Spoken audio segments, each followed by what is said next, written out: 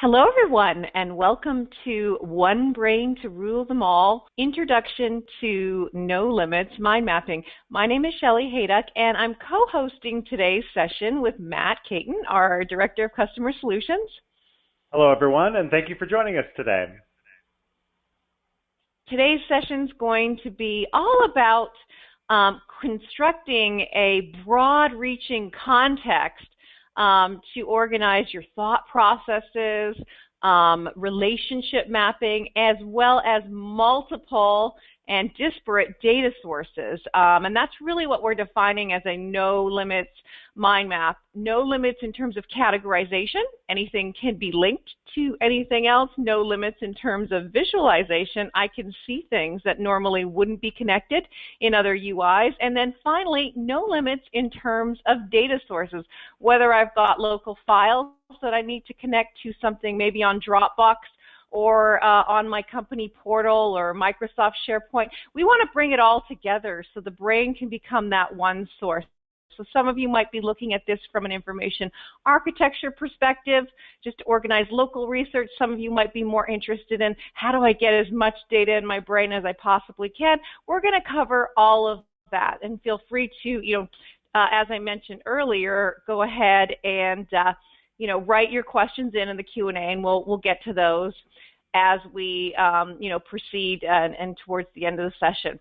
Now, why is this necessary, and what's the problem with just maybe going to my company file folder drive, or just using Google Docs, or maybe even Box.net or whatever? And I'm bringing up Web 2.0 and cloud sources too, because one of the interesting things that we've noticed, we've got a lot of very high-end back-end technology with data not necessarily even being on our desktop anymore, being in the cloud. But if you'll notice, the UIs, the user interfaces, tend to still be the file folder system. Now, why is that a problem? Well, in some cases it's not. Some cases, you'll have a shared folder or two, or 700, but a lot of times what happens if you get into more complex research, if you want a strategic view, the file folder system essentially lets you put things in other folders. So you have what we call a linear representation, and we don't express our thoughts or ideas necessarily always in a linear or hierarchical manner. Now, sometimes we do, but if we want to go beyond that, that's where the concept of mind mapping comes in, the ability to visualize and represent information in a more organic way, in a way that humans tend to think. Now, how are we different even from a conventional mind map? Well, a lot of mind maps itself are also hierarchical in that you have your one fixed focal point, and then you do have lateralized branches, but those branches are essentially visualized hierarchies. It's very difficult to connect something that's on the end of one branch to something else because they're not dynamic and associative in the way the brain is. And therefore, sometimes even a mind map, as much as we love mind maps, there are mind maps on the market that aren't scalable as well. So that's where we want to talk about the concept of associative linking and connection as a means to scalability for your data, and that's where the brain goes beyond a traditional mind map. Now, some of you may or may not even be familiar with mind mapping, but because we're talking about no limits, I have to, get a little bit into this. So, and others of you will be, quite familiar with that market space. Well, so how we differ from a traditional mind map is traditional mind maps are primarily hierarchical. Some of the products have a few features that let you jump around, but in general, they are designed to be a static view of information, whereas the brain, and what we're defining as no limits mind mapping, is both hierarchical, because of course you do need a hierarchy to some degree to get a basic classification started. But once I have that hierarchy, I can associate anything to anything else. And you can look at some of these very interesting brains, like, for instance, James Burke, the author of Connections, just completely non-directed associative brain on, historical context. A great example, we have a recording of that. He is a brain user. Jerry Mikulski, another great example, over 280,000 thoughts of some amazing associative connections. So, and because of these associations, you can kind of keep going. So there really isn't any limit from a IT perspective on your brain as well as a UI perspective. So that's something to keep in mind. We actually visualize databases for enterprise clients that have like literally millions of database items in there, and because the brain is so dynamic, we're enabled to do that. So that covers that. You're not going to run out of space in your brain. In terms of architecture, we don't use a single file architecture the way a mind map is. Like, we're not a Word document. We're actually a database. That's something to keep in mind. And that's actually why for syncing, you can't just put your brain up on, let's say, Dropbox and sync it. We do have our own syncing system, and we'll cover that. But it also means, again, you've got that scalability and that ability to bring all these different data sources together. And then, of course, usually the conceptual approach for when you're creating a mind map, you might just have one topic, like my project for today. Whereas a brain, because it's infinitely scalable, you can do that, but we have other use cases that are slightly more interesting in that you might start with your name and have everything to do with your entire business in a single brain because it's infinitely scalable. So that's sort of the beginnings of No Limits mind mapping. I'm going to jump into Jerry's, but before I do, Matt, I don't know if you have anything to add in terms of how you would describe a No Limits mind map or anything that's popped up on the Q&A. Absolutely. Well, a lot of great questions already coming in on the QA. And in regards to mind mapping, Shelley brought up some great topics of different types of mind maps that are out there. And so I think what I'll do is I'll be bringing all of those into my brain. So a lot of disparate information sources all coming into one brain. So be happy to demo that for you today as well. All right, great. Well, I'm going to go ahead and escape out of my PowerPoint and into some brain examples. And I'm going to go ahead and start with Jerry's brain because it is actually probably on record as one of the largest brains created by a single individual and not like derived from a database or created by, 800 people in a large company. So, we love Jerry's brain. He actually just did a webinar with us in March. You can check that out on our recording page. And he's readily accessible on Twitter and Facebook, as well as he actually offers his brain as an app. So one of the things that's very interesting about the No Limits mind map is that you can actually go from a topic-created brain to what we like to call digital identity, where the brain actually becomes more than the sum of its parts, and it actually starts to reflect who you are as an individual or who you are as an organization if you're doing like a team brain. So I'm just on beginnings in Jerry's brain, and this is a brain that is accessible. If you go to webbrain.com/explore and click on Jerry's brain, I'm more than happy to tweet out and send everyone the link just so they can go around. And this brain literally has anything. Now, one thing I will point out for a large brain, what's important, whether you're publishing this for thousands of users on the web or you're just using it for yourself, do take advantage of pins. And pins are the static links at the top of your screen here. And you can see, so for instance, if I click on my beliefs, if that's what interests me, I can actually go right into Jerry's brain on his beliefs. And this is kind of really interesting because one of the advantages of the brain is the ability to have one piece of information effectively located under multiple categories. So my beliefs, we got to it through, there's a section on beliefs, personal, my worldview, and associate, which is Jerry's company's position statement. So one piece of information, if he wanted to store, I guess, create a folder on his beliefs, that might be a little strange, but, just to make the point, you would have to decide which folder out of the 5 that this fits under would I put this in? Whereas the brain is not necessarily organizing by separation, though it is important to make judicious choices on your connections. It's more about connecting things together. So I click on this thought, and then beyond that, I can continue to click down. So I'm going to click on people are born good. Let's be optimistic today.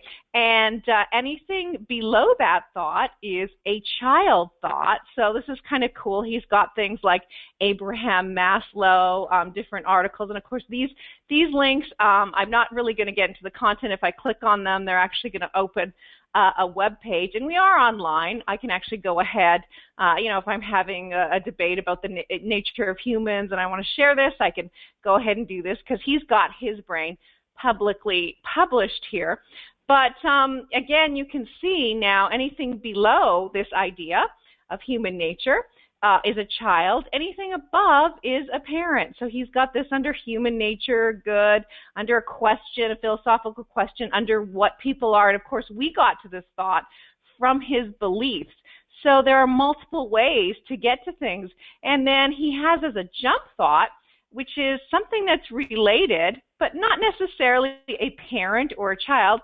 People are born bad. So again, this is, I guess, a classic philosophical argument. Are people born, good or bad? And so you've got other people in here, which actually Steven Pinker, one of my favorite cognitive psychologists, though I'm not sure if he necessarily believes people are born bad, but that's Jerry's perspective, and we'll represent that. And so now I'm in this area, and you can see that's how you can traverse large data sets, and I'm getting a sense of Jerry's thinking. I'm educating myself. I'm digesting and getting access to a lot of information that I really wouldn't be able to get through, a Google search on this. And of course, then I can move into psychologists, which, wow, I don't know if we actually want to do that. Maybe we'll go into another area. But you can see how we're making these associative jumps and connections and how much fun it is to look through a large brain. And of course, then we've got self-help authors, and we can go into any one of these people. I can also do a search here. So if I wanted to search for maybe David Allen and see if he's got anything there, or whoever I want to do, I can do GTD actually and pull that up. I can move to all kinds of things. So here we go. Here's another, I guess that's more under getting things done. And here's David Allen, actually. We can move into that area of self-help as well, and that he's got organized under time management, which makes sense because it's more of a philosophy of, it's not necessarily philosophy, but it's time management. And then under execution, so how to actually work, and that takes us into business operations, which is under management. From there, we can get into manufacturing, transportation, chief operating officers. So we've moved from the theoretical world of human nature to self-help, to getting things done, to some very practical ideas on business operations. So you can see this brain, clearly encompasses a lot, and I'm not going to spend all session going through it, but I thought it was a great brain to open with, just so you can get a perspective of what would somebody even put in a MegaBrain, especially some of you new users. You might be just thinking, I just downloaded this for one project. Why would I want to do this? What are some of the benefits? So this sort of serendipitous discovery of information as it comes together is a very important attribute to the one brain for it all. Now with that, I'm actually going to close Jerry's brain, and I'm just going to open my brain. And this is actually a sanitized version on my brain. Now, you can create topic-specific brains, very huge topic-specific brains. For instance, Dr. Mark Trexler, who also did a seminar on global warming, has a brain of thousands of thoughts and links, all on the subject of global warming and different perspectives on the environment and so forth. We can also, happy to send that link to you as well, but that's also an example of a very large brain that is more topic geared. We also have Dr. Craig Baker's brain on cardiothoracic surgery that he shares with his all the surgeons across North America that are studying heart surgery. That's a closed brain, but we do have a video on that on our website as well. But again, that's another example of that brain as well. Thousands and thousands of thoughts, links, connecting to literature on the web, YouTube videos, PDF documents, all kinds of things, so that surgeons can navigate and find the information on the latest medical techniques. You don't necessarily have to just have a brain on philosophical musings or your own life. You can have a very large and broad topic-oriented brain, and that's very important because I know we have a lot of customers in the life sciences, pharmaceutical space. There's probably a handful of you on today's webinar as well, so I bring that up for your benefit. But this example is the sort of one brain for it all that I'm going to start with. Usually you start with your name, and then you can have categories for business. And this is where I want to introduce, first of all, the hierarchy, because I want to cover not just showing you some MegaBrains, but let's get into a little bit of the architecture of how you get started on a MegaBrain. And I hate to say this, but as much as we are the associative interface, and that's where you want to go, and that is our sort of secret sauce for expanding brains, you still need to start with a basic hierarchy. So your top thought and your sort of key 7 to 10 main categories, and then go down from there. So in the business area, the way you can approach that is you probably want to just you can do your departments, you can do your top projects, you can do the top domains that maybe your research is focusing on in this area. Another thing that's very popular for customer-oriented business is mapping out their clients. So I can click on that, and that you can actually go by vertical industry, by whether status of a client, and in addition to thought organizing by parent, child, or jump, you can actually have thought types here. So you can see that all my travel clients are appearing in purple, all my manufacturing are appearing in orange, and then we've got VIP in green. So there's lots of ways to slice and dice information in the brain. And now let me just go ahead and go back up, and I want to go into the personal area of this brain as well, because a lot of us, especially the people who create these large brains, like to not only have all their business, but all of the personal aspects of their life. Now, it's more than fine, and there might be many of you that are sharing a team brain, so your business stuff might be separate from your personal stuff. So, and that's completely fine as well. But some of you might want to put it all together, so you have options. So in your personal side, you can have all kinds of things, travel and vacation. So, trips on places you want to go. And of course, once you click on that thought, that can be connected to anything else. So if I want to go ahead and open, Scuba About and look at this web page, I can do that. If I want to look at my equipment checklist.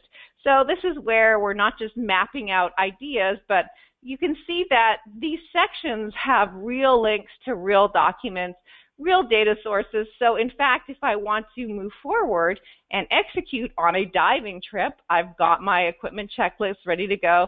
I've got my open water certification stuff, all my links there, and I also have some notes on what I have to do to stay on top of that. So it moves from a theoretical mapping to a really real world, I'm going to use this to get things done kind of scenario.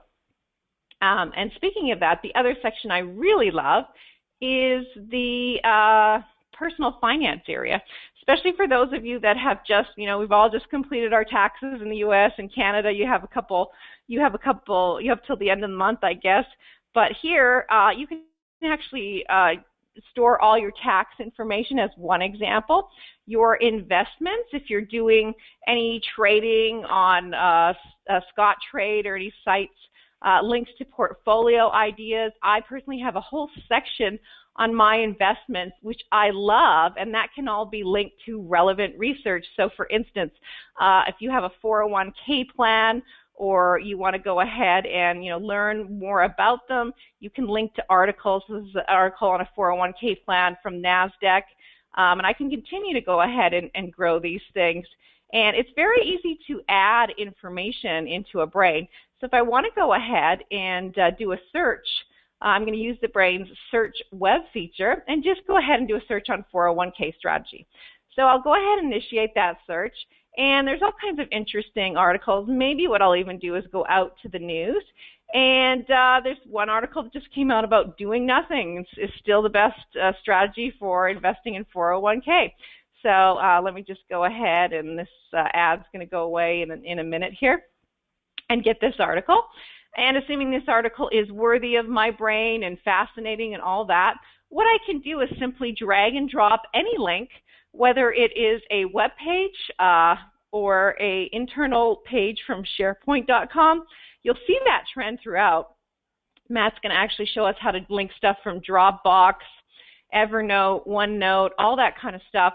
So really anything that has a unique URL or ID can be dragged and dropped into the brain. So for instance, let me do this and drag that in. And so you see that it's got the little Forbes icon there. And then sometimes it will actually name it the name of the article depending on how the webmaster has tagged things. And if it doesn't, you can just go into your thought tab and just change it to, which is set kind of an interesting title, Do Nothing Strategy. I like that one. That one is very simple for me. So you know what? I might do that. And the other thing that's nice, of course, is this could be something that's like a top of my mind idea, something that, well, okay, maybe I'm going to think about how to do less and get more out of my life. So I'm going to create a pin to this particular article. And then from there, I might even want to, I've got a number of active projects in this brain. I'm going to make a connection to do nothing here too, so I can kind of think about this idea of maybe letting certain things grow on their own organically, shall I say, without tinkering in them. So I've got my do nothing strategy now located under my 401k where it belongs, because this is in essence a financial planning article. But then I also have it linked to my active projects. Horizons of focus.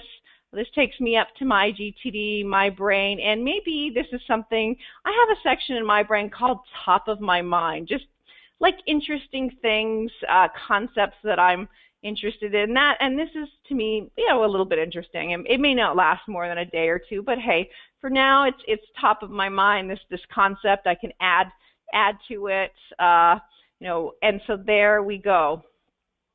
So now this particular article is located in a number of places, and I can unlink it as well. So let's say, it's not very inspiring when I have, 10 active projects to have do nothing strategy linked there. So I'm actually going to unlink that. So I can just click on that link, select unlink it, and it's still in my brain in other places, but not in active projects. That doesn't make sense to me anymore. So in terms of the architecture of this brain, of course, every time I click up, I'm moving up to the top of the brain. If you can describe a brain as having a top, the top of the brain would be your root thought that is actually accessible by the little house icon. Now, you can actually set any brain to be or any thought in your brain to be the home thought. So for whatever reason, if I wanted to make my business, or if I'm doing a lot of work on marketing and I want marketing to be my home thought, I can come right in here and set this as the home thought. And now when I'm elsewhere, maybe I am really deep into a new 2016 website redesign, I can simply click on that house and I'm going to move back to that home thought. And these are just tips and tricks for navigating a large brain as well. Now, the other thing is let's talk a little bit about the use of jump thoughts and interlocking hierarchies. That's something that you'll also want to do in a larger brain. So of course here, in this particular brain, I have my key child thought. So anything below my active thought is a child. Anything above is a parent. And then you have siblings, which is in essence a derived relationship. So For instance, if I click on marketing, marketing siblings are the other departments: sales, operations, engineering, business development, and meeting management and active projects.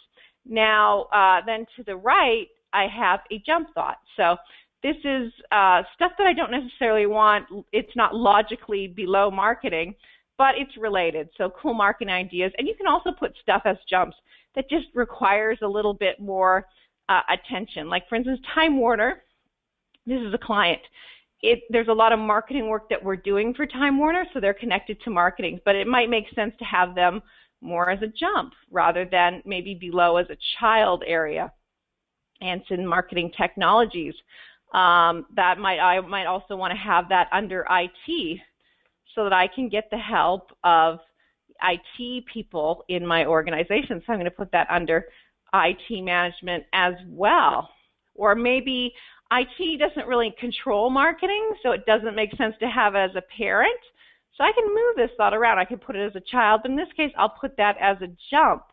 So, when I'm thinking IT management, which is under the domain of engineering, I've got all this kind of stuff, but it's also related to marketing technologies, because marketing's got to work with IT management so that even though they have control of their technology, they're doing everything according to our protocols. So that's an example of a lateral connection where you might use a jump thought.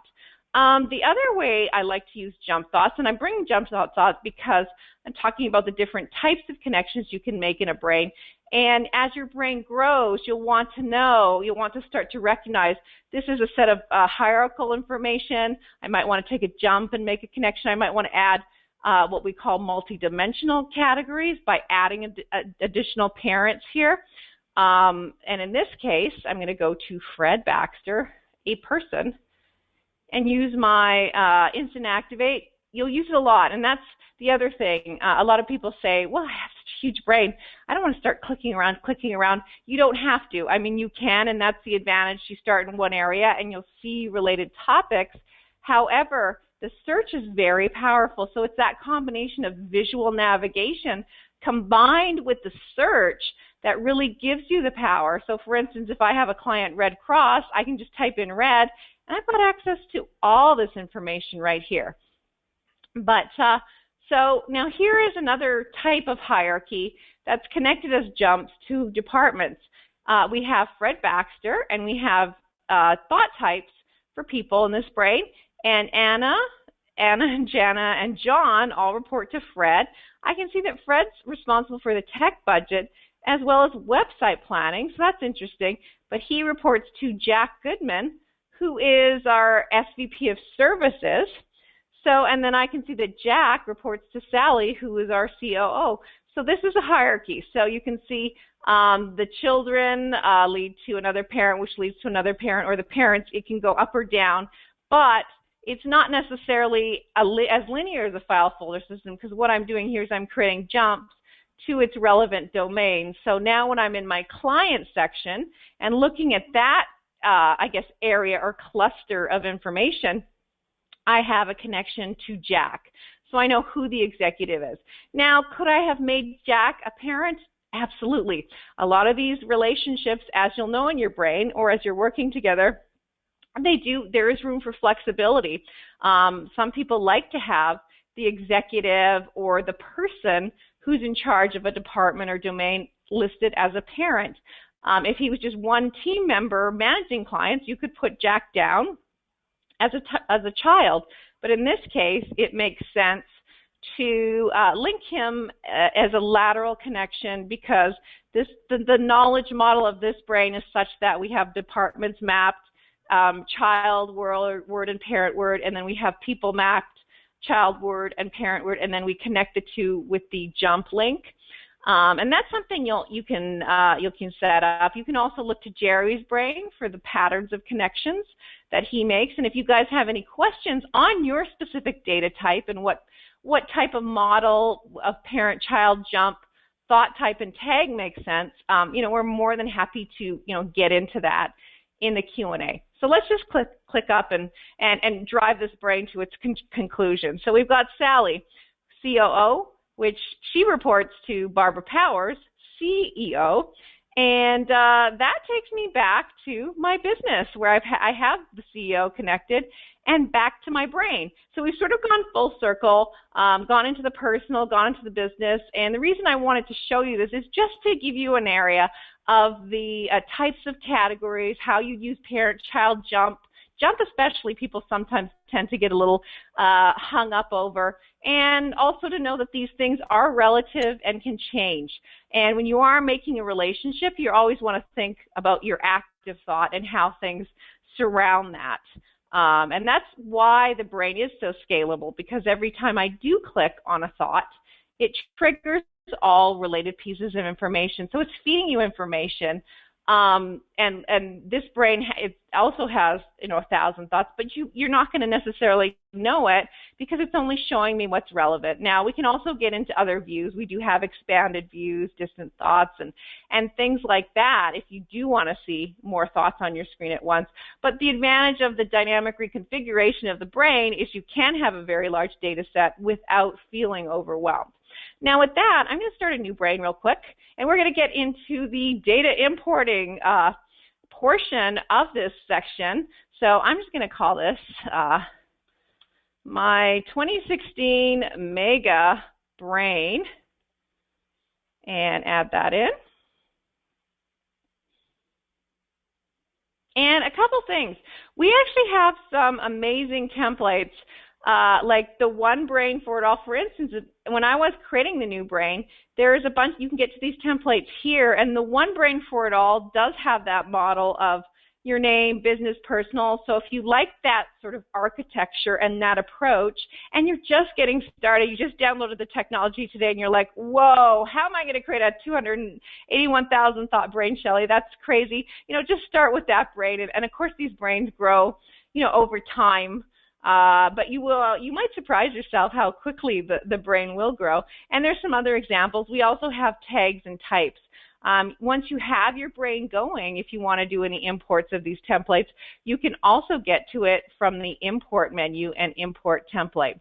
So for my 2016 MegaBrain, I'm going to create two categories. I'm going to go business and personal. And from there, I'm just going to mimic the personal section that I've shown you. And this is where, as a new user, I'm sort of defining my key domains. I'm almost thinking of these areas as buckets for where a bunch of information and connections are going to go.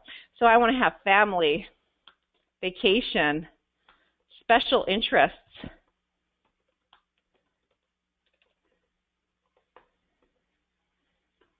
and maybe personal organization,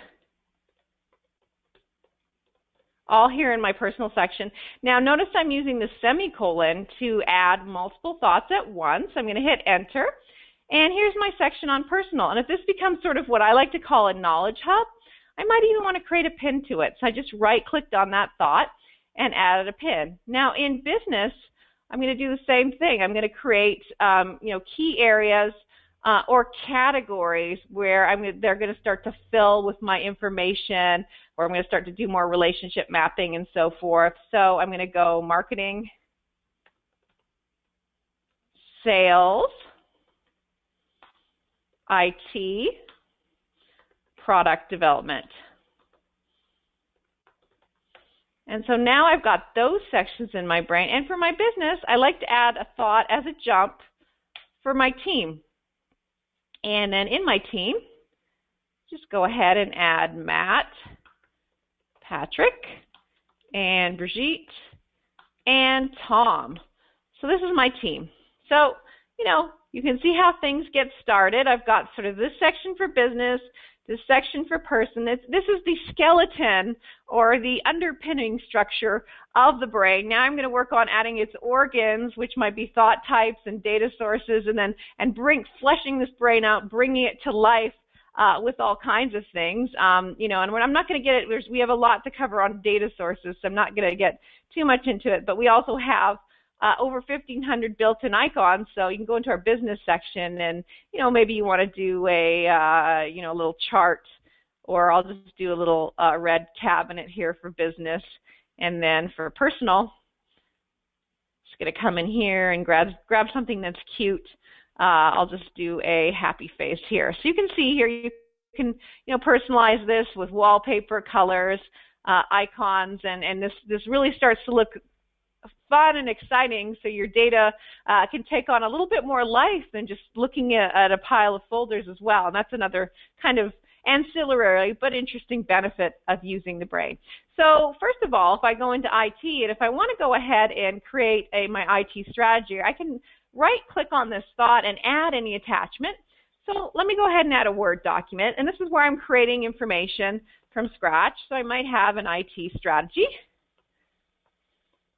And that's going to go ahead and save back into the brain. Each thought does have its own folder, but from there I can also integrate existing information. So in IT, if I want to talk about IT management best practices, I can do that. And maybe I'm going to research this. This is something that I need to research as an IT manager. So I'm going to go up to Options and use the Brain Search Web and go out and get some information on this from the web. So there's a couple interesting articles here, and all I'm going to do is simply drag and drop this. Now I can drag the link on the active thought if I want to connect it to the thought, or I can drag it below if I want a separate thought. In this case, I'm going to have a separate thought for each article. So there's one here. And let me just add a few more just so this looks a little bit more. Maybe I'll go into the news area. And here's best practices for data center management. It looks interesting. So I'll go ahead and drag and drop this article into the brain. And I'll just do one more just so you can get a sense of how easy it is to build a knowledge base real quickly. So again, dragging from the browser address window and dropping it under or on whatever area in my brain I want or what thought I want it on. And there you go, we have this. Now, the interesting thing about IT best practices, Matt actually has a lot of experience in this area. So I want to go ahead and make a connection from IT best practices to Matt. So now you can see, and I just click on Matt, that Matt, my team member, has that connection. So this is where things start to get a bit more associative.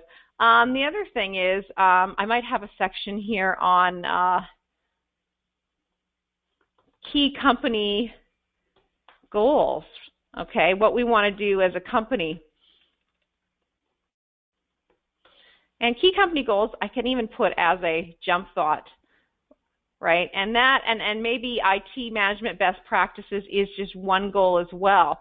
So now you can see how I've got it under IT, I've got a connection to Matt, but I've also got it under key company goals as well. And I'm just going to come to key company goals. I can't resist. I'm going to add an icon right here as well. Make a bullseye. So you can see now how that's all related and connected. And if I want to sort of have a constant idea of the goals, I can have that thought up here as well. So that's creating new information and linking a web information. But the other thing that you can do is you can actually drag and drop documents. So for example, under in my team area, if I have different new staff procedures, I can simply take this document and drag and drop that, and that creates a shortcut to where it lives as a default in the Brain 8. I'm actually going to go ahead and right-click to select to move this file in the Brain so I can store it locally, so when I sync, that's there. So I can drag and drop any document. I can also drag and drop any folder.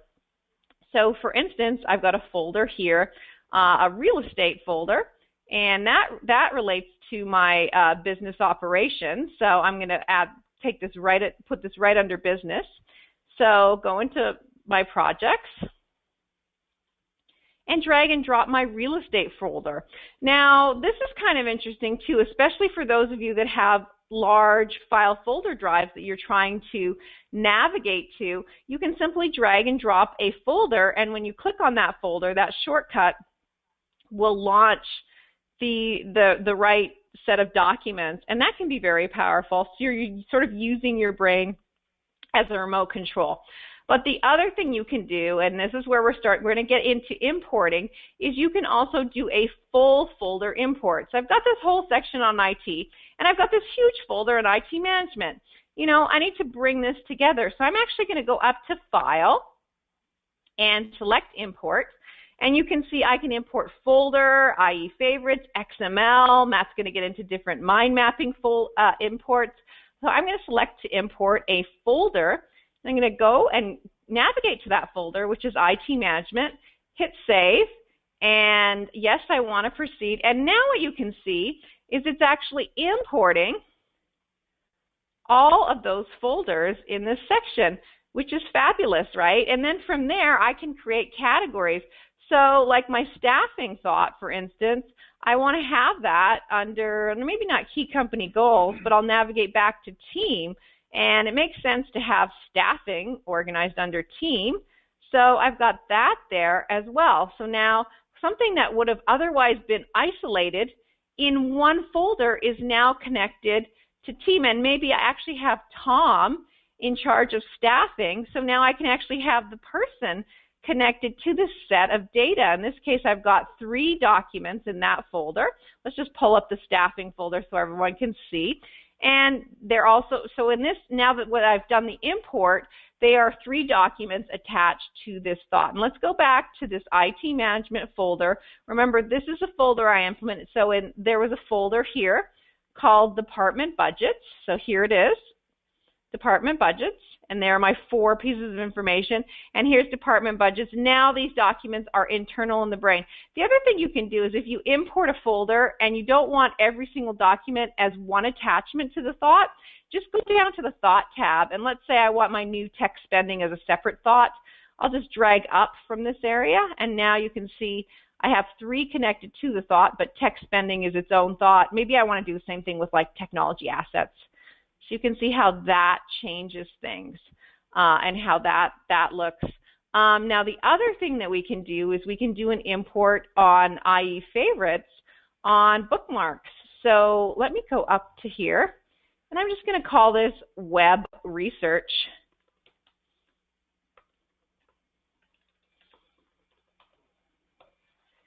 And with web research, let me launch my Explorer so you can see that I've got all kinds of favorites here.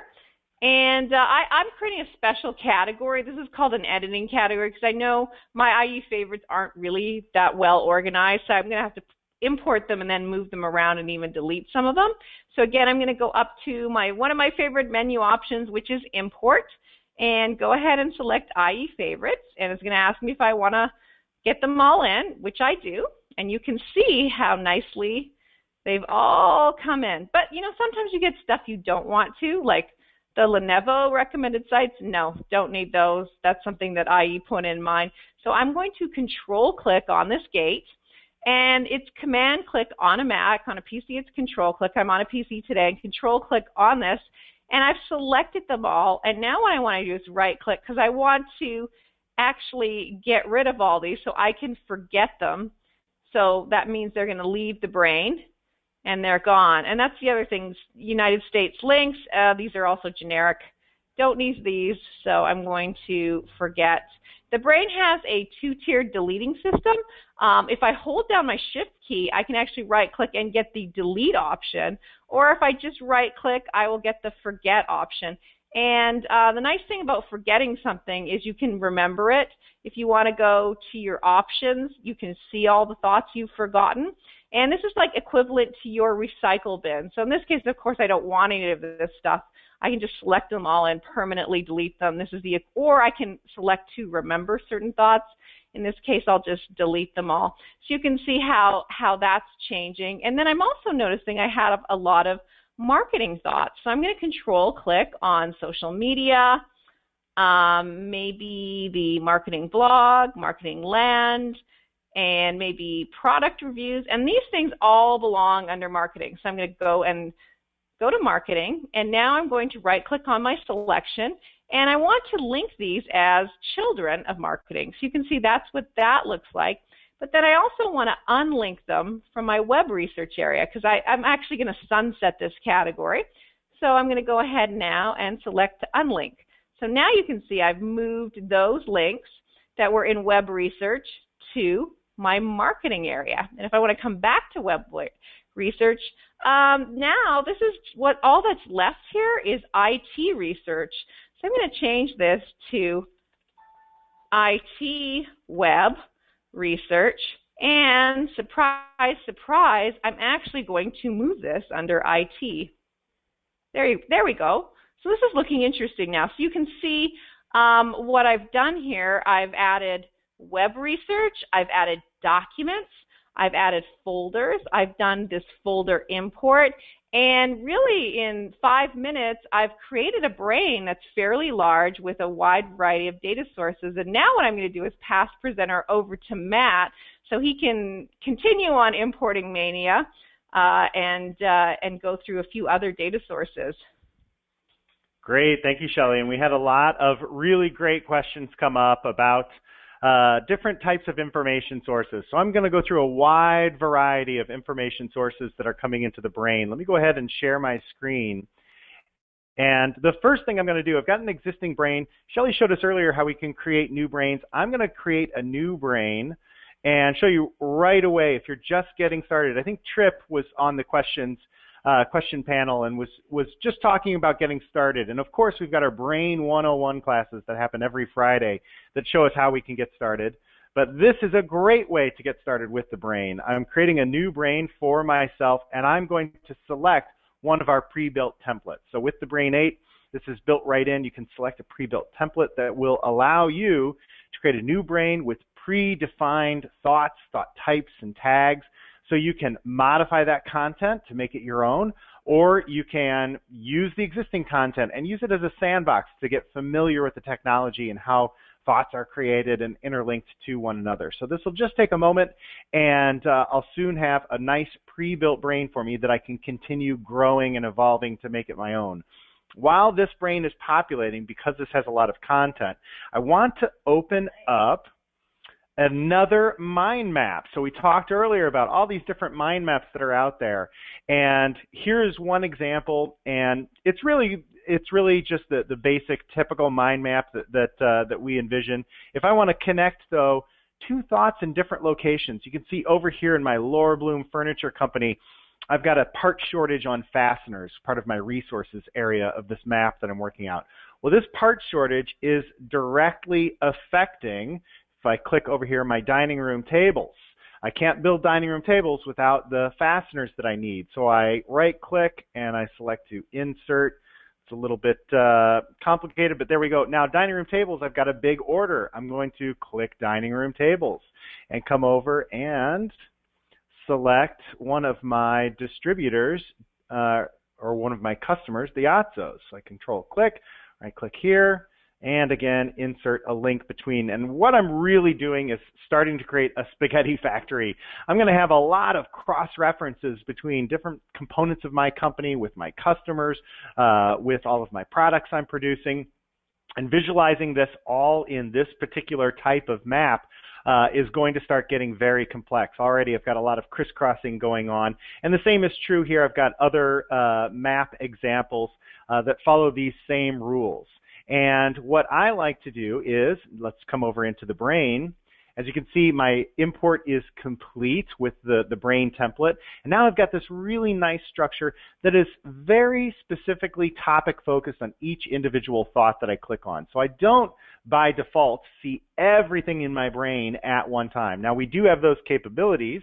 I can go into expanded view. Well, let's not sync this now. I can go into expanded view and start expanding to really get the big picture on all of my information, start spreading this out and really decide how I want to view all of my content. So the more real estate I have, the bigger I can actually expand my brain, and I can get that same mind map view of all of my structured information. But for this example, I want to be really just laser focused on the specific topic. So I'm starting up this new company, my Laura Bloom Furniture Company, and I'm going to create a new thought. And let's go ahead and save this change that I made back over here in this mind map. I can close that now. And now right here from my brain on my new company thought, I'm going to select to do another import. So this first import that I'll do today is the file. So I select FreeMind, go out here onto my desktop, and I'm going to open up my directory of maps. And there's my Laura Bloom Furniture. I'll open that right up. And yes, I want to confirm that. So all of that content, all of the notes and attachments and things from that other mind map have now been imported nicely into my brain. And again, I can create these nice views that are topic specific. So I'll go down into metal and I can see right away fasteners. There's my part shortage. That's affecting dining room tables, which is affecting one of my customers, the Yazzos, and I can continue on adding new links and components from there. So again, continue on flushing out this mind map now in my brain where it becomes a no limits mind map for all of my digital information. So the next component that I want to share with you, in addition to importing mind maps, are importing outlines as well. So I've got another area. I'll just jump over here under history. And so my company history, I want to import a history of materials. I've got a materials research document. Now this is a little bit of a different structure, but I'll go ahead and open this up. And oh, this one's a little bit of a different map that I have. This is an Excel spreadsheet. And any type of outline that you have, a tab delineated outline in Word, maybe it's an outline of a book that you're reading or your syllabus for your course studies. In this case, it's actually in Excel, but I'm going to select these cells, and I've got some special characters in here. Notice I've got some thoughts with little dashes. I've got web links. I'm using the pipe tool, William Morris, and I've got the pipe tool there, marking him as one of my favorites. I'm going to copy this content. And now the brain knows I have an outline on my clipboard. So I'm going to right click and select paste outline. The brain knows that I've got that outline there. I'll say yes. And here are my green people that have affected the types of materials I purchased for my company. And I can go into deceased. There's William Morris. Notice William Morris, when I mouse over, it's telling me he's one of my favorite historians in furniture building. And I've got a link to his Wikipedia page, as well as a pre-built note. So this is a famous quote of his: "Have nothing in your house that is neither beautiful nor useful." So a lot of different types of ways that we can quickly build these mega brains that we've created with different types of imports. And I'd like to share with you now some different file types that can also follow you into your brain, that you can link to from within your brain. A lot of questions came up about, well, I've got a lot of information in Evernote or out in, let me open up my browser, Dropbox and Google Drive came up quite a bit. And yes, we can link to those as well. Now, as I mentioned in the question forum, and I believe Shelley referenced earlier, we don't sync with Dropbox. To give you a little bit of a technical background, the brain is a database that's being visualized in the brain application. And these types of utilities, online file sharing utilities, are really fine for very linear folder type structures. But they can't handle the dynamic database of the brain. So syncing a brain through Dropbox, through Google Drive, is not a good idea. Sync through webbrain.com to avoid any type of data corruption in the future. But we can certainly link to all these files. Now, I myself, I really don't even use Dropbox and Google Drive, but I can't avoid it because I've got customers, I've got friends, people send me links from time to time. Here, grab this file, the families, the videos, whatever it is. Even, you know, folks' gym down in the art department, here's a link. And so I'll get these different types of links from different vendors and even colleagues from time to time, and they all go right into my brain. So I can take Dropbox items and Google Drive and Evernote and bring them all into my brain, so I'm interfacing with them all through one application, the brain. So the way to do that is really easy. Obviously, all of these different utilities, I think I have a folder here of my, there it is. So my Dropbox is basically an online reflection of a certain drive I have on my desktop. The same as Shelly showed us earlier, I can drag and drop, I can copy these files into the brain, no problem. From the online version of Dropbox, here's a contract that I'm keeping track of. I can click this little link, and there's the URL for that thought. Obviously, this is here so I can send that URL to my clients. But in this case, I'm simply going to copy that URL, come right into my brain, and let's go down into the clients area. So people and customers, and I'll just simply right click. So it says the brain presents me with the paste web link. So I've got that contract originally from Dropbox right here accessible from my brain. So I could just click and launch that file at any time. Now the question also came up, what about secure documents? What if I'm sharing this brain or embedding this brain in my web page?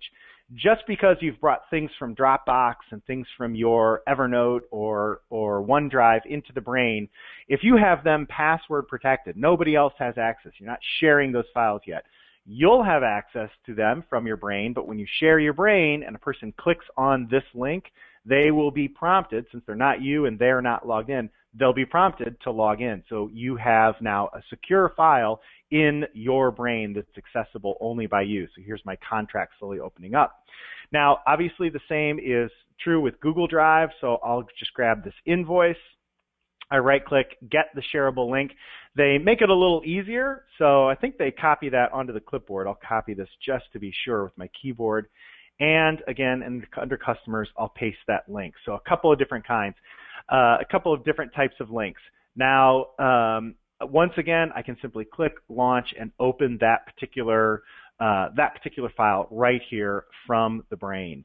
And then finally, Evernote. Evernote came up a few times. The same is true. Everything has a link, and I can even open up the local version of Evernote, which is really nice.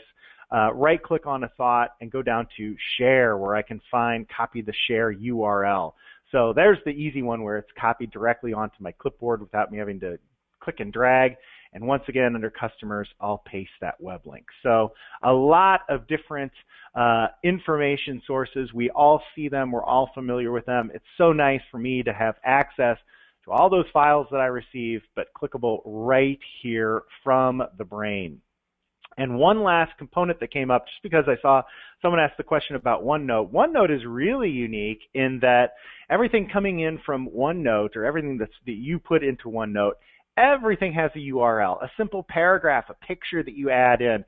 Over on the right, obviously, we've got all of our notebooks. So they have their own URL. Right click, and I can copy the link to the notebook. Or in a paragraph, right click, and I copy the link to the paragraph. So plenty of URLs that can easily be copied and pasted right into the brain. And so that's important to point out, is that everything with a unique URL can come right into the brain. Gmail, every email you receive in Gmail has a unique URL, so you can drag and drop those into the brain. One other Outlook item to share with you is that we've got some special integrations. On the subject of email, whether you're dragging and dropping Gmails right into the brain, Outlook you can drag and drop right into the brain as well. The unique thing about Outlook is that we also get an HTML rendering down in the notes section. So here in Outlook, I'm going to drag and drop. I really like the graphics for this email. I'm going to save this in my customers area and sort of mimic my own email for my customers using these nice big bold graphics. So I simply drag and drop that right into the brain. And here you can see I've got my link. So I've got a thought with a link to this particular email. But let me just open this up a bit and scroll down through my notes section. There it is. You can see with the graphics, with all the hyperlinks, it's all nicely formatted. So that same email is now visibly available for me right there in the notes section. I can actually delete that email and still reference what the content of that email from the HTML rendering in the notes. Now the question came up, and I promised that I would share this. Someone had the question, I believe it might have been Lee, about archiving Outlook messages in your brain. No problem, simply hold down the control key. So here I've got another email. I like their graphics as well. I'm going to click and hold down Control on my keyboard and drag this right into the brain. Notice that the icon is just a little different. Let me give myself a little more real estate here. So my new Scout Field log has a link. There's the icon for the link to Outlook. This Youth Summer Baseball Camp has a little message or envelope icon. That's telling me that's an MSG file, and I've archived that message. I can actually delete this. I don't need this message. Right-click and delete that content. Junk delete, there it is. So I delete that content, but I can still very easily open it from TheBrain. I simply click and launch, and it takes me directly to that email message. And I still also down below get that the HTML rendering on that as well. So I can go to that thought.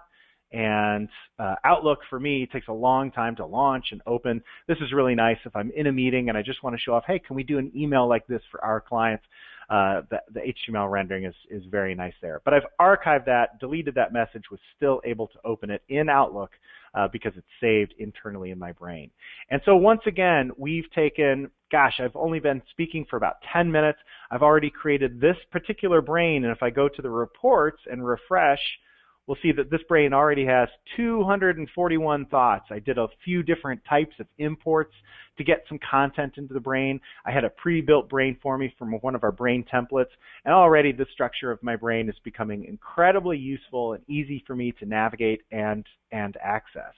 And with that, we're over the hour now. So Shelley, I'll hand it back to you to see what kind of additional questions we may have. All right. I love today's Q&A. There's just a ton of questions, and thank you, all of you, for, I actually have to figure out where to dive in because I've just been typing over here, like a little hamster on a computer trying to get all these answers done. But okay, so lots of good stuff. One thing that popped up from a number of users when we were talking about Dropbox integration was a question about, can you sync your brain to Dropbox? And so just to let you know, because TheBrain is that relational database, in the same way you wouldn't sync like your SQL database or your Oracle database on Dropbox, Box.net, Google Docs, same principle applies to TheBrain because TheBrain is a relational database.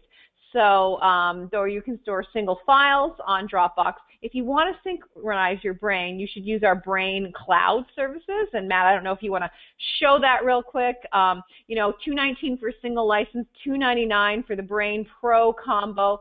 In addition to getting the sync services, you get access to the technology previews, like the Brain private beta release right now. So there are some other perks to getting services.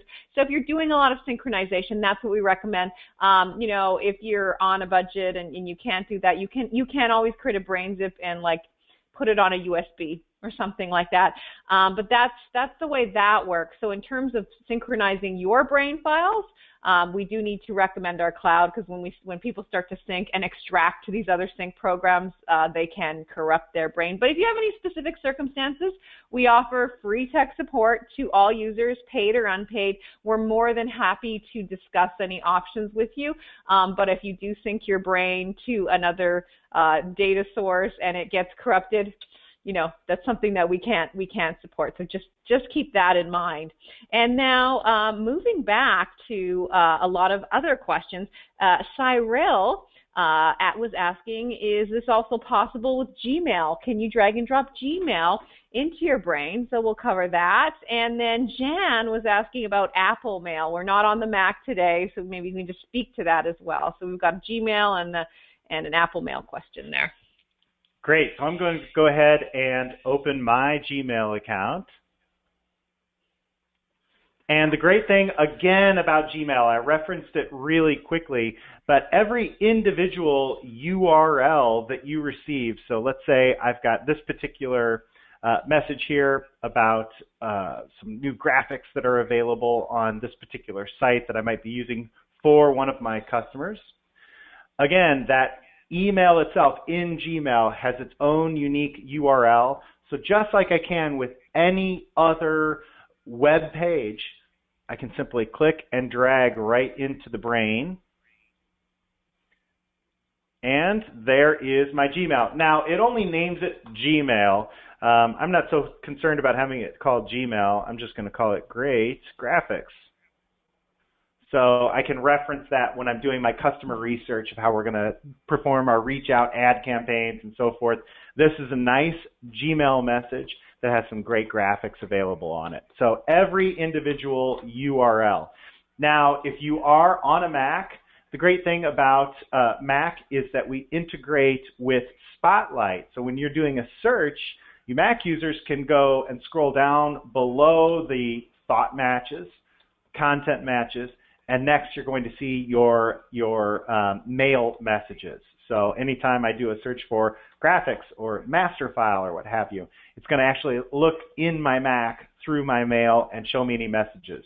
I'm not running on Mac today, so I can't demo this for you visually, but what you'll see are two buttons where you can either link to the current active thought or review, and you can actually open that message to look at it first before you choose to do the link.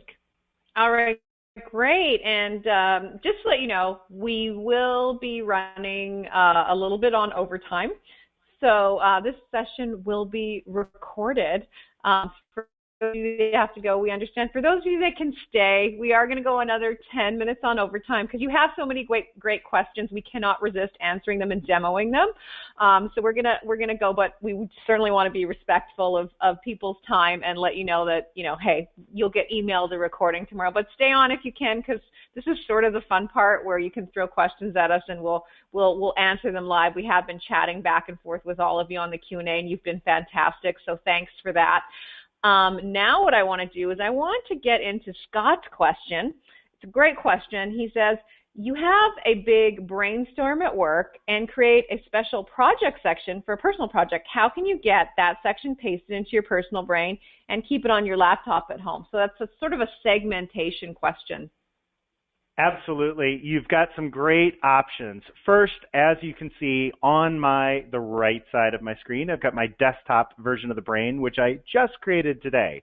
That is now available to me online. I simply clicked on the sync button right on TheBrain, and now I log into my account on webbrain.com, and this same brain, if I go down into my work, and here is my new company thought with my lore bloom, import, and so forth, it's all available for me on the web interface. So that's fantastic. That also makes it available for me on my phone as well. So here I am logging in to my brain on my iPhone, iPad. We have an Android device.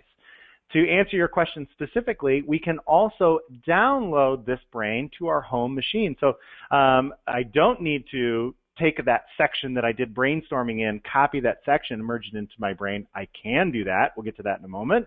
But I can also just take that entire brain, and as you can see from the web interface, I can select to download a brain zip. So I can take that brain zip with me or log in from home, download the brain zip, open it up. From the brain interface, I can actually click on File and select to Open Brain. I'll see a list of all available brains. So these are first all of my local brains, but if I scroll down to the bottom, I've got a lot of different sample brains. I can actually take this online brain, download it for local use. So great, you had a great day at the office today, a lot of brainstorming, time to get a little bit more done over the weekend. Take the entire brain with you and sync it and keep the two perfectly in sync. Everything that you do from your home machine, sync it back to the cloud. And on Monday morning at the office, sync your desktop again, and you'll have all that weekend content synced back up to your office machine. So that's one great option, is just take that brain with you in everywhere you go, on your iPhone, on your Android device, home machine, work machine. Now, if you've got an area of your brain that you worked in, you really like it, you don't need the entire brain for whatever reason. Maybe you want to share that with your boss, and you want to say, hey, this is what I've done for client X. But you've got a lot of other content in the brain. It's a very large brain, and you don't want your boss clicking around through your other ideas or other projects you're working on. You want to give them just that section of the brain. So let's use this Lore Bloom furniture. Yes, I've merged it here into my master brain. Now, Shelley is very interested and wants to take a look and maybe help me out with some customer development. So that's fantastic. I want to share this brain with her, but just this area. So what I'm going to do is Control-click. And on a PC, Control-click adds the thought that you've just control-clicked on into your selection box. If you're on a Mac, you would do this with the command click, so a subtle difference there. So I've added that one thought. I'm going to right-click, and this is a more advanced feature, so I don't want this to intimidate everyone. It's not too often that you're taking a master brain and segmenting it into smaller brains. Or taking smaller brains and merging them into one brain, which we can do as well. But from time to time, it's a very useful feature. So great, I've got this thought, and I now select crawl and modify. So I'm going to add to my selection box every childward thought. That means everything below Laura Bloom Furniture for, I'll just go 8 generations down and say OK. And it's adding just 8 in 8 generations. I've got 48 different thoughts. I can right-click, copy that selected content, and now I'll simply create a new brain. So this is my new Laura Bloom 001 and say OK. I did not select from one of our pre-built templates because I only want that Laura Bloom content in this new brain, and I right-click once the new brain exists and select to paste. Yes, I want to paste everything in. So it's pasting all that content, any web links that I had in that area, any thought types or tags that I've created, or link types, notes or attachments.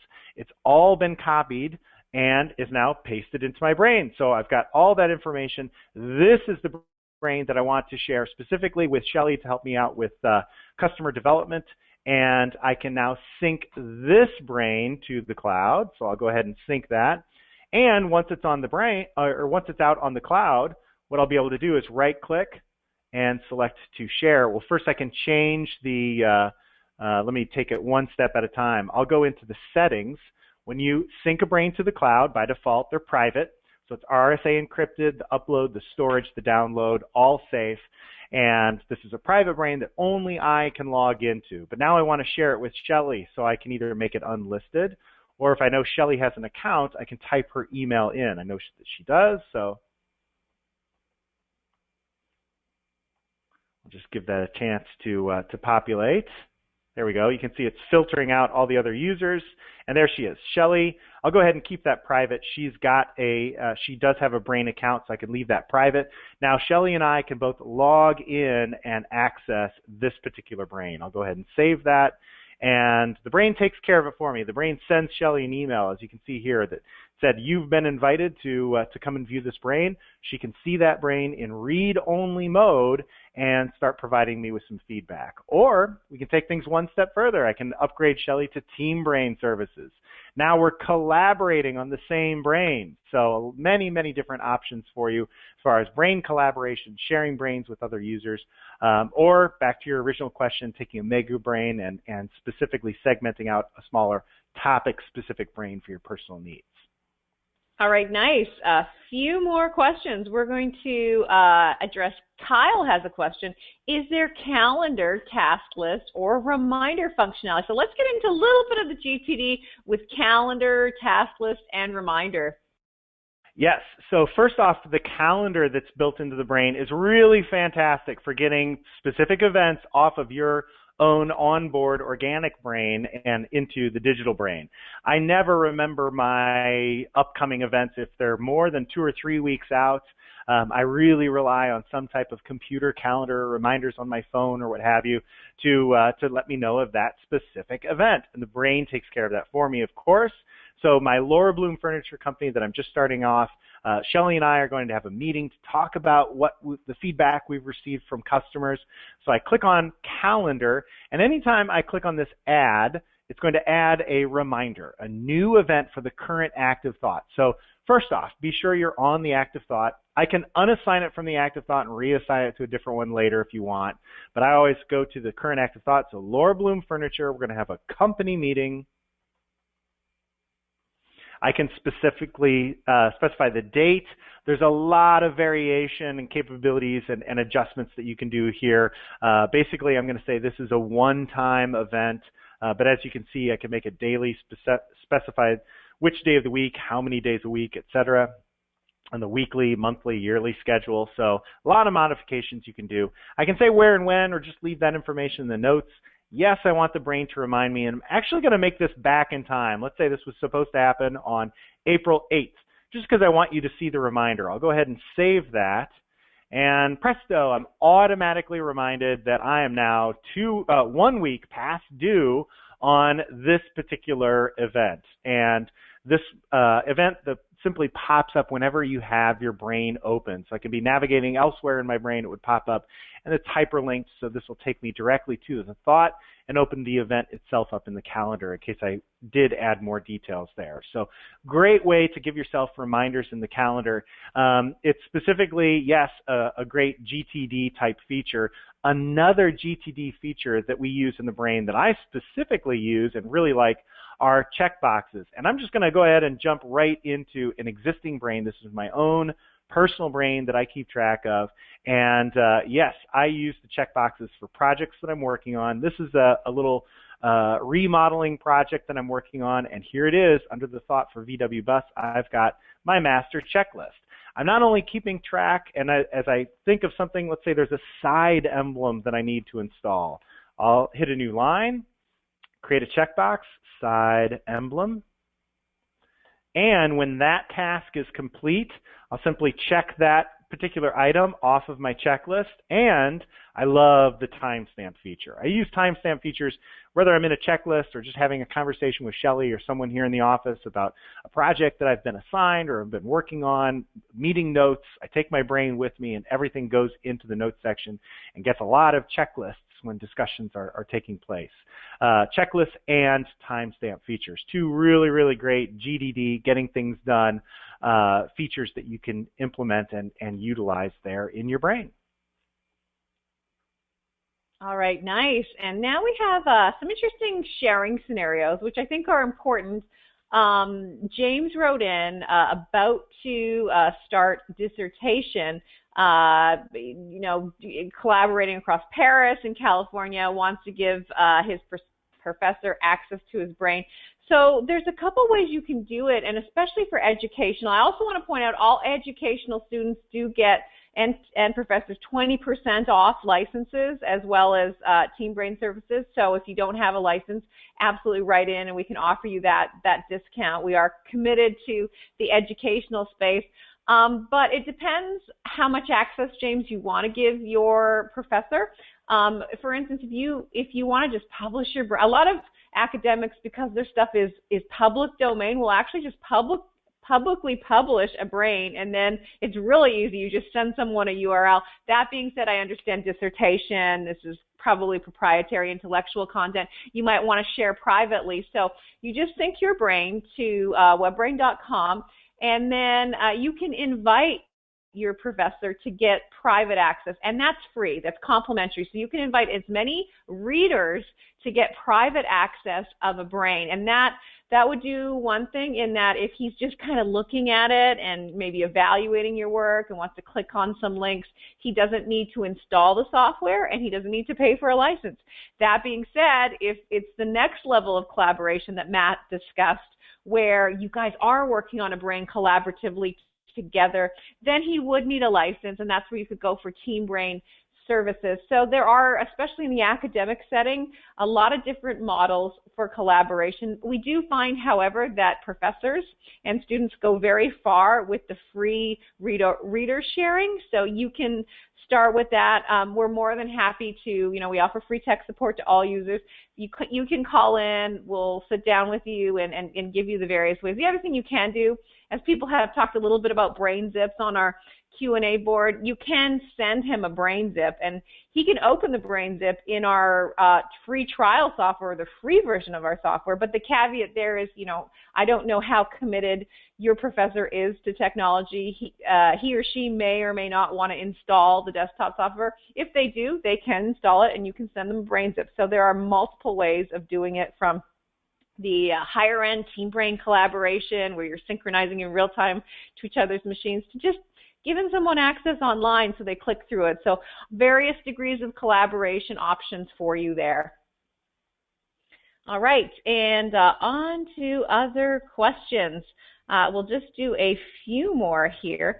Let's see, we had a question on a writer's brain. So Matt, I don't know if you want to go to TheBrain.com apps area, and then we can click on the writer's section. You've got your Shakespeare brain, and I've got my writer's brain. Lee actually had the question, and his question was, the mind maps that are being touted as used by authors won't handle multiple overlapping books and short stories. You're very right, Lee.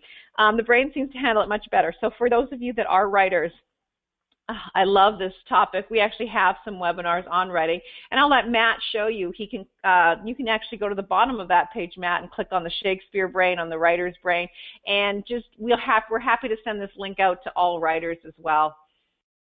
Absolutely. Please feel free to browse through the different brain examples we have on our website. The shortcut for this link is thebrain.com/apps, APPS. Or you can go into our support section and go into application videos and templates. So you'll see a list of topic-specific brain webinars that we've given on certain topics. IT came up quite a bit, mapping out all those references to servers and passwords and accessibility and so forth. So there's a great video there and a sample brain that you can either view online or download. In this case, a writer's brain. So Shelley's got a really, really great very creative brain that's been developed and mapped out, so you can see how she's using the brain to keep track of short stories that she's working on, characters that she's studying, character studies and so forth, and even history and information and links. And here down below, I'll go ahead and actually click to open that brain right here on the cloud. So this is what, when you send a link out to someone else, check out my brain, you can actually browse through brains right here from the web interface. So here we are on script writing, and I can start browsing through Shelley's brain to find out more information about specific organizations, writing organizations that she's joined, links to cool movies that she's writing scripts based off of, etc. So I'm browsing through her brain online, all her web content and so forth available for me down below.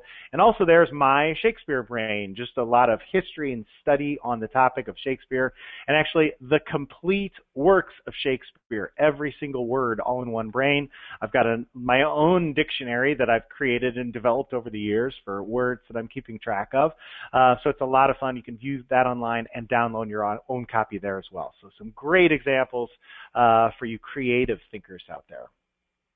All right, great. And now we had a question from Scott and somebody else earlier asking about timeline. And I'm glad, thank you for bringing that. Timeline is fabulous for the large mega brain because in addition to navigating conceptually, sometimes we just want to look at our information time-based. So Matt, I don't know if you want to go to a larger brain or whatever brain you're in and maybe just give us a quick demo on timeline. Absolutely. So the last brain I was just in, I just created it today. So my timeline would show one long list of all thoughts that were created, modified today. Everything. So here I'm jumping back to my own personal brain that I have fun demoing from time to time. And I use this brain on a daily basis. And right here next to the search is a tiny little clock button. We can click on that. And this is a really, really great tool for keeping track of sort of where your focus is and where it has been recently. So you can see I've done a lot of research area in my parts department and so forth. For this area of my brain, I go a little bit further back, and it's mechanic and summer activities with my wife and kids that I've been referencing, outdoor stuff, fun, resources for camping and hiking and so forth. So this is where I've been mainly focusing all of my energies, and when I see something that I like, I want to go to that thought, I can just click on it right from the timeline and revisit that thought and all of its content. So the brain is constantly monitoring sort of where you're focusing, where your energies go within the brain, and there's some really great utilities also closely related down in the reports. You can see if I just refresh my reports, I get an alphabetical listing of all the thoughts in my brain. Well, let's take a look at all the thoughts that have been modified this past month or created this past month. So I filter and show me all dates, all thoughts will say activated. Within the last week or so, there have been 30, so I can get to all of those specific thoughts. So a lot of different ways you can find where you're actually spending your energy and what thoughts are getting most of your attention within the brain. All right, great. Now we're probably going to close today's session. There was a couple more questions. One is very interesting about from Raphael, how I can add to a family tree. I did actually send Raphael a link to Patrick's tutor family. I don't know if you have that. It's the webbrain.com/u/14bt. If you want to put that in, you can, or we can send you, or if you have another example. That does also make me think of expanded view and outline view. I can dictate the link, or here it is in my HIP chat if you want to just look at my 14. Screen. Oops, sorry, let me go to Patrick, and we'll pull that up. And while you're trying to pull that up, we'll see if we can. I do want to let you know that, yes, the brain is fabulous for family trees. In some sense, what I did in that first brain, which with the human resources, where I connected manager to director to parent, you can do the same thing with a family tree with like grandparent, great-grandparent, and all that wonderful kind of stuff. So we'll show you an example of that, and then probably this will be our final question, and then maybe if we have time, Matt can also go to the desktop and also show you outline view and expanded view, because those are great features that actually people like to use when they're doing family trees, and great for looking at larger data sets as well. Well, I think I'm just going to spend some time looking through the tutor brain, especially with of course, one of our favorite TV shows coming up here in the next few days. I want to get really all into what's been going on in English history here before Game of Thrones starts. So this is a really, really fun brain. This one a little more grounded in reality, but still just fantastic to see all of these specific people. And look at this, what their relations are. There's so much more just here visually on the screen than what I can, read through in 10 minutes of a Wikipedia page, which is available to me here as well. So again, a great reference of how a family tree can look within the brain. And yes, the expanded view would be good for this. We talked about this earlier. Let me go ahead and jump into my own local brain, and I'll just go right back to my Laura Bloom 001. And show you how quickly you can get, again, the big picture of all your information. First thing I'm going to do, I'm going to minimize my tool tabs down below. I want to give myself some great real estate. So there's a button in the upper right-hand corner to minimize my tool tabs. I'll make the screen a little bit larger. I'll just go full screen. And you can go into your options and preferences on a Mac. We go to TheBrain and preferences. And make sure on the look and feel tab, the UI tab, you've got the option to resize either through the resizing circle, or if you have a mouse wheel, you can turn those features on. And what that does, I've got both of them turned on. I can hover over the active thought to make my thoughts larger or smaller. Really great when I'm about ready to go into expanded view to see some relationships. Or there's there's the resizing circle. Small little circle around the active thought. So I've got those features turned on. I can resize, and now I can go into first. I'll go to my view for outline.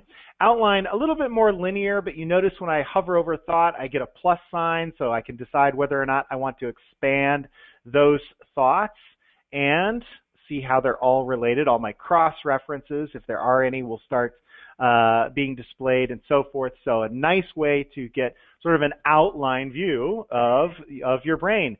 Let's take that one step further. I'm going to go into expanded view, and expanded view allows me to dictate where each individual thought goes. So Laura Bloom up there. Here are my resources, my catalog. I'll stop moving that around. Just keep it in the catalog is what I really want to see. Let's expand that. Dining room chairs over here, home office, bedroom collection. I'll expand this one. It's really up to me where I want to expand a thought, whether I want to click on the plus or the minus. If I don't need that home office being viewed, I click on the little minus sign or collapse that branch or that area. When I come up with a view that I really like, I'm going to go ahead and save that. So I go up to View, Save Expanded View for Overview. Call it whatever we want. But if you think about that in a business environment, you can create your sales view, your client's view, your engineering view. When it's time to walk into that sales meeting, we just really quickly go from, if you're clicking around through the brain in normal view, now you're sitting down with your entire sales team and you want to see how the West Coast expansion is taking place.